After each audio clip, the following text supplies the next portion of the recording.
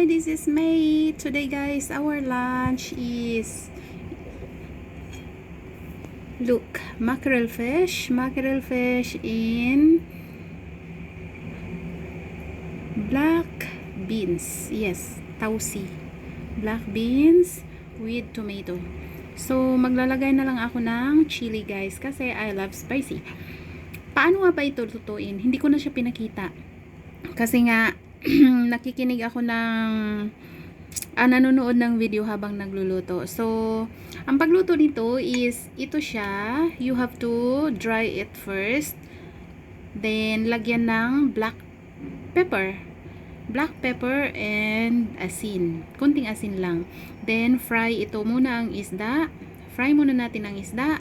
Then, after ma-fry, maglagay tayo ng black beans and tomato. So, after nyan guys, kapag medyo naluto na yung kamatis natin, i-add na natin ang ating isda. And ganito na siya yung resulta. So, pwede siyang ilagay dyan is fish sauce or patis. Pero konti lang. And mayroon tayong shrimp. And ang ating rice. Kasi nga lunch natin ngayon, di ba? So, ang rice natin is mayroon ding quinoa. Quinoa, yes. So, that's our lunch for today. Mag-add lang ako ng chili.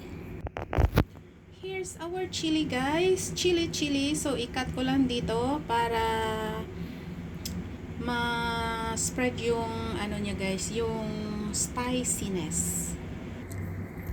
So, there you go. Na-add na natin ang ating chili.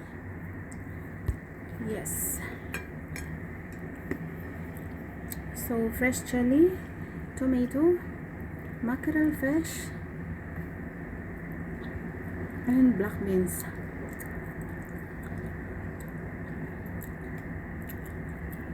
Then, may rice tayo.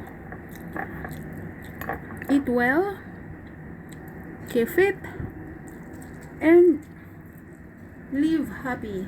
Ganyan ang buhay ng isang OFW sa Hong Kong. Hindi lang sa Hong Kong guys.